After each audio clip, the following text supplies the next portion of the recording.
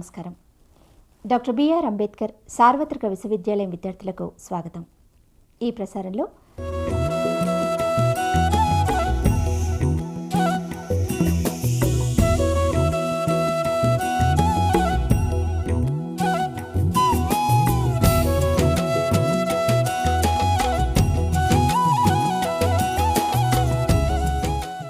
Hello viewers, 7S framework is the topic of today's session.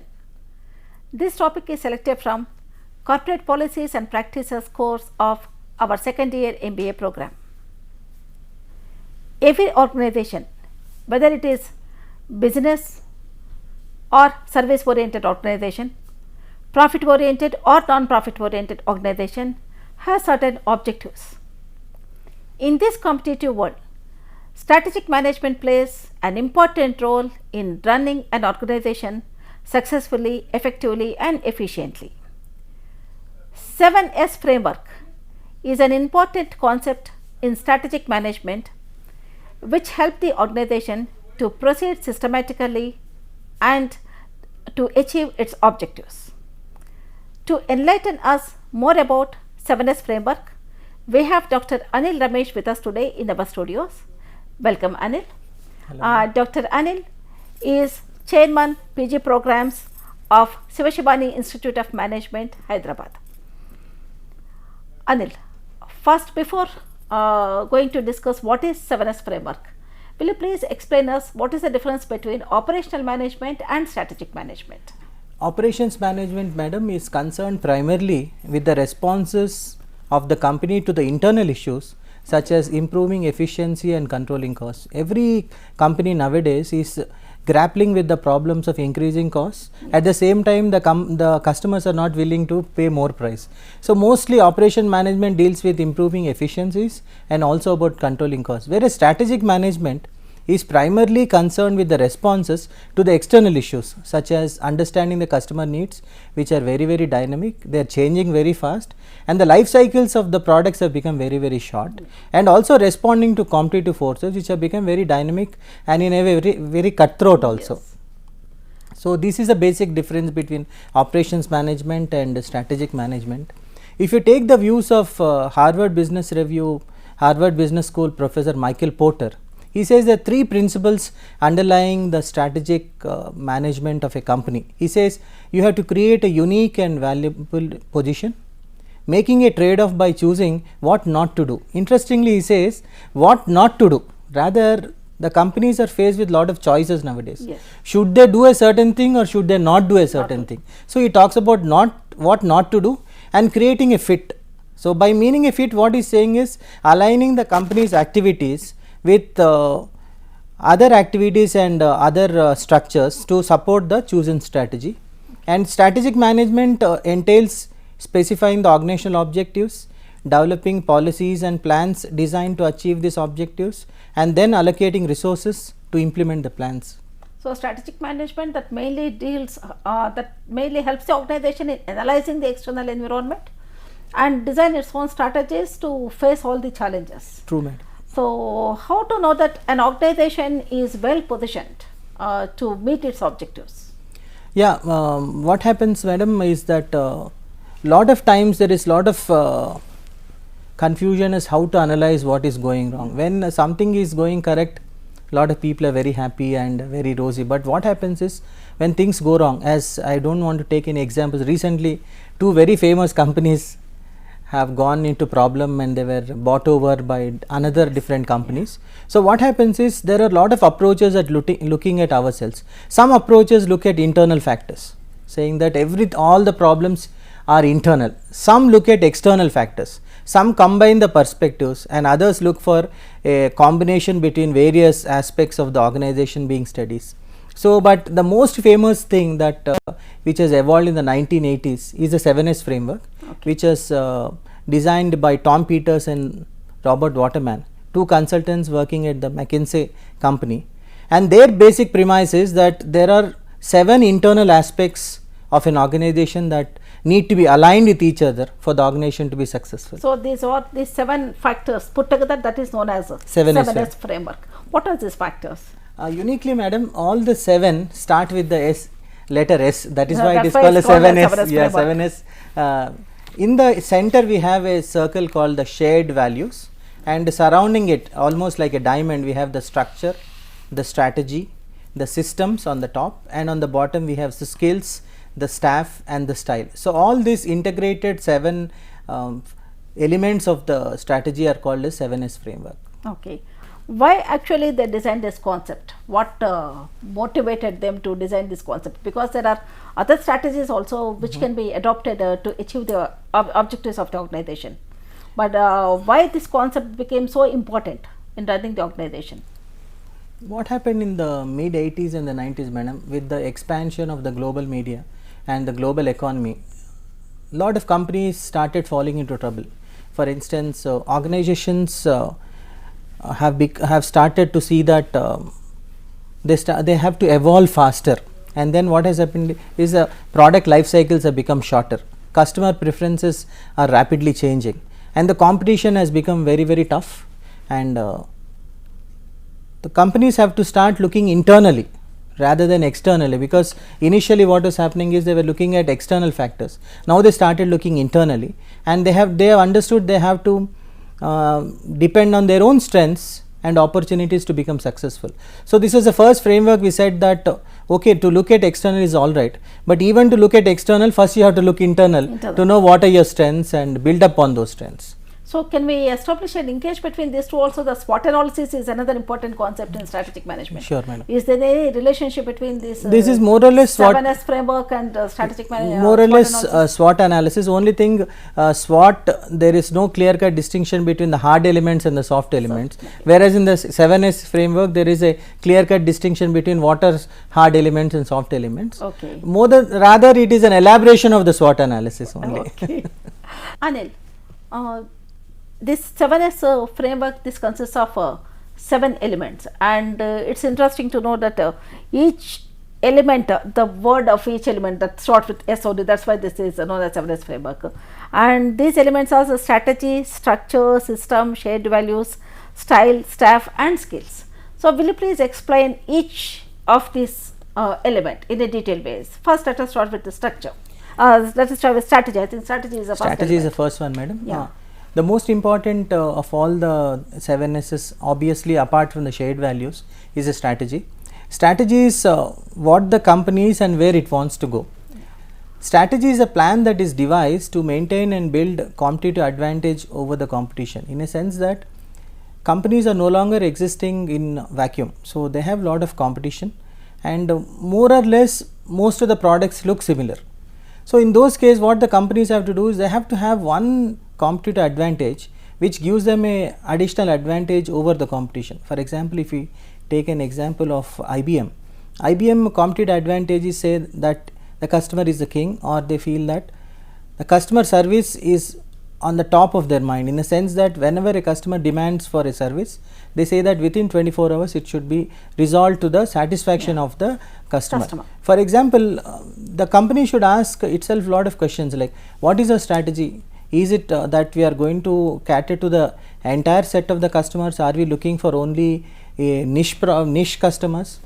And then once the strategy is into the place, then how do we tend to achieve our objectives? For example, let us take a small car manufacturer. It says that we want to expand to the rural areas, and also we want to capture, for example, the two-wheeler people who have to upgrade to the car market. So how do we achieve those objectives?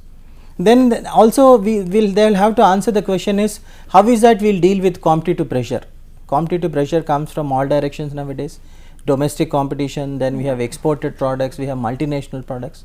And then what are the changes in the customer demand and how do we deal with it? Customer demands are changing very rapidly, and customers have become very finicky. They are asking for more and more features. If you take a product category like the mobile phones, 10 years ago everybody was using mobile phone only for making calls and receiving calls. Nowadays they become such sophisticated gadgets that some people say that they are mini computers. So how do we deal with changes like this? Because what happens, Dr. Kiranmai, if that changes are not taken into consideration, some of the companies are getting wiped out, and these companies who are getting wiped out are market leaders. So it is an indication that something was wrong with the strategy. and how is the strategy adjusted for the environmental issues. For example, lot of environmental issues are coming up now. What do we do with the discarded products? So companies have to look at those things, so that we will take it as a first element, which is a strategy. So shall we go to the next? Yes, that is a structure. So what's the importance of this structure? The structure is the way the organization is structured and who reports to whom. So for example, it says how the company is there from the top to bottom. For example, we must have, the students would have heard about a pyramid structure. Is it a vertical pyramid or is it a top down approach? Then what is the hierarchy? For example, is it a owner driven company? Is it a proprietorship, or is it a limited company, or is it a partnership? And how are the departments actually divided into? Is it a product based organization? Is it a geographic organization? Basis for departmentalization. And how do the team members organization, how do the team members align and organize themselves? Is there more of a formal communication system, or is it a more informal communication system? And more importantly, for example, a lot of Indian companies are very centralized in their decision making. So what happens is there are definite advantages and disadvantages of a centralized system. But nowadays, if you see, a lot of companies are decentralized, especially if you were to look at a scenario where there are a lot of software companies, where there are a lot of verticals, and each of these vertical has got a leader, and SBU systems have come in, and there are a lot of departments which are almost run like companies. That's something very unique.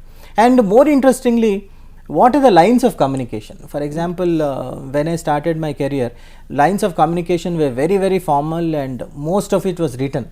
Nowadays, I see that a lot of my comments are coming through SMS and cell phones. It has become more technology. Informal and explicit. Rather, it was in the 80s and 90s, it was more implicit. Now I see that it has become more explicit. Yes. So the next, yes, that is system. So what's the importance of system? Systems are very, very important, madam. I think one thing that a lot of Indian companies are lacking is that we don't have very good systems, or the systems are not run very properly. What are the systems are the rules, regulations, the daily activities and procedures that staff members engage to get job done. So what are the things that companies have to look for is, what is the system? Is it fully documented? Is the system integrated, like you are just saying that about strategy? Is the system that is running the HR department different from the system that is running the marketing department? What about our let us take production system? So nowadays, a lot of companies, they have come into the ERP packages where all the systems are integrated. For example, when we receive an order, immediately that information goes to the commercial department, it goes to production department, it goes to stores department. So all the systems are integrated.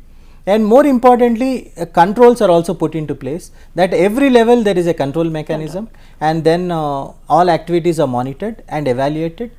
And more importantly, there are a lot of rules and regulations that have to be followed. And the most important of all is the knowledge management that has come in, that whenever a good practice is done nowadays, it is immediately recorded and also kept into the system, so that when a new person comes, he need not do the same mistakes. So systems have become very, very powerful. There is a raging controversy whether system, structure and strategy, which comes first.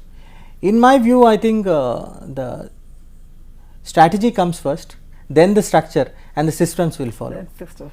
Next, the fourth S is that is shared values. Yeah, will you please explain about what is meant by the shared values? Shared values, Dr. Kiranmai, is the most important of the 7S framework. That is why they have been kept in the center of the diamond itself. It is called the 7S diamond. So initially, when Tom Peters and Waterman came out with this model, they called shared values as superordinate goals. So they were saying that this is the crux of the 7S problem, 7S framework. So what is what is the company for, and what it is existing, or what we are and what do we stand for. So what are the core values of the company? For example, if you take very famous companies, they stand for integrity.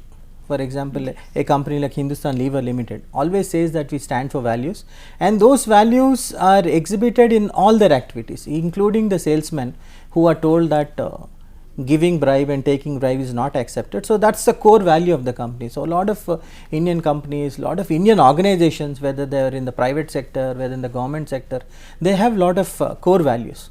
And what is a culture? Is a culture of openness? Is it about trust? Is it about honesty? And more importantly, Dr. Kiranmay, how strong are these values? Are they percolating from one generation to another? For example, if you see a lot of famous companies, we see that even though the MDs change, the CEOs change, the values remain the same. So those are the core strengths of the company. They are the building blocks. And what are the fundamental values that the company keeps on building? And how is it exhibited in all the dealings, whether it is with their suppliers or it's with the government or with the customers or even with the competitors? Yeah. So shared values actually plays a very important role. That's role. Why it's placed It's in the center of the 7S framework. Diamond. So the next S is style. So what is style, Anil?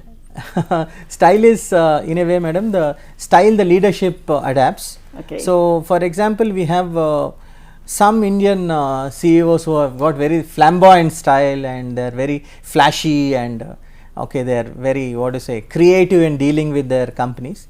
Basically, style says what type of leadership is coming from the top. Is it, for example, a lot of companies which are very top down, all the leadership is very top down. It says that I will tell you something, you have to do. In the modern world, it is no longer working. Autocratic is no longer working. Because the workforce has become very intelligent and it has become very young. The demographics of the workforce has changed and they are no longer willing to they demand some autonomy. Exactly. Exactly, madam. They are no longer willing to take orders. Yes. They are saying, why should we do it? So the why has become very important. So nowadays we have a lot of democratic leadership and the laissez-faire leadership and participative leadership. I think a lot of new leadership styles have emerged and how effective it is. For example, if you talk about a military system, maybe a laissez-faire will not work. So also the companies will have to look at, is it that all the departments need to have the same type of leadership or maybe some departments might need a different type. And then more importantly, the leadership could be anything. How do the employees and team members tend to deal with each other? Are they dealing with each other in a very competitive way? Is there a lot of jealousy, backbiting? Are they really cooperative? A lot of organizations say that we have teams and we have group meetings and all, but at the end of the day, do all the employees look at each other as partners in progress? Are they seeing at each other as competitors? Are there real teams functioning within the organization, or are they simply nominal groups? In a sense that we see a lot of organizations where there are a lot of groups, committees, subgroups, but they don't really work. So the style of the company percolates down, and once the top management is very clear about the style, I think everybody else will fall into line. Normally, that's why while talking about leadership, we say that leadership is situational. Every time the leader need not be autocratic, or every time the leader need not be democratic. Depends on the situation. So next, true, madam. In fact, I'll give you one example of that also. If you were to look at two different type of leadership in cricket also, Sourav Ganguly had a different type of leadership which was semi-autocratic and sometimes democratic. So in those times in the 2005-2006, when he had a very senior team, maybe that type of leadership was very much needed. But if you see, like you correctly said, situational, nowadays Dhoni's leadership is completely laissez-faire. I think you're very correct that leadership styles are not very rigid. Depending on the situation and on the what is required, I think leadership styles also need to change and adapt. Yes. So the next S is staff in our framework. So what's the importance of the staff? This S. Staff are the people or the employees of the organization, and these are the people. One of the most important. Most important. In fact, the only asset that appreciates in time and does not depreciate. And staff are the people who work for us, and these are the people whom we take and we have to nurture. And there are a lot of organizations which say that once the staff are taken, we are not going to let go of them. So a lot of training is given, a lot of development is given. So whenever staff are considered, what positions or specializations are represented within the team? For example, if you take marketing departments of the present, there's a lot of focus on digital marketing. For example, when I studied, we never had anything like digital marketing. So a lot of new positions are coming in. So are our staff trained to take these new specialized areas? And what are the positions that need to be filled up? For example, a lot of social media marketing, Facebook, these type of things are coming. Are there any gaps in the competencies? For example, a person taken in the 90s, maybe he has to be retrained. So staff has to be taken as an asset that has to be nurtured, and a lot of patience has to be there, because staff, if they are well motivated and encouraged, I think they can do wonders. So now the last years, that is skills. Yes. Yeah, please throw some light on this. Skills are the actual what the actual competencies that the staff bring into the table. For example, if you take the skills as the last S of our 7S framework, what are the strongest skills represented within the company? For example, if you take companies like the Xerox, their strength was marketing. For example, if you take a company like IBM, their strength was customer service. If you take a company like Tata's, their strength was engineering. So what is the strength of the workforce that we have? Which is that the strongest?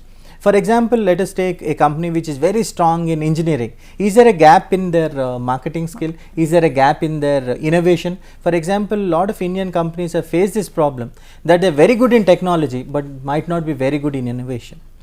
And what is that the company is known to be doing the most best? Rather, what is it known for doing the best? Is it new product introduction? For example, if you were to look at the Chinese, their skill has always been in able to copy other people's ideas and come out with a cheaper product. I think that has been their skill. So even companies also need to see that which is our core strength, and then do the companies have do the employees have the ability to do the job in the change scenario, and how are these skills monitored and even assessed? And also finally, how are the skills documented and passed from one generation to another is also very important. Will you please explain the importance of the 7S in achieving the objectives of the organization? Madam, I would look at 7S in this way. A company, any company nowadays is going to a lot of turmoil. Nothing is very much certain. For example, a company can be a king one day and a pauper next day. I don't want to take any specific example. Okay. Companies need to look at their internal resources. For example, is a strategy correct? It is a way of looking at themselves. It is like a mirror. So in a way, they have to look at their strategy. Is the strategy correct? And if your strategy is correct, is your structure well in place? And if your structure is placed, do you have systems to run both the strategy and the structure? And then most importantly, do our people have the skills? Do we have the adequate people? And how is our management style? And finally, the thing that binds the organization is the shared values. I think the company has to revisit the shared values, and whenever there is any issue, I think they should go back and sit at their desk and see, are we in align with the shared values, or are we moving away from our shared values? Thank you very much, Anil, for enlightening our students about 7S framework, its importance in running an organization more effectively. Thank you very much. Thank you.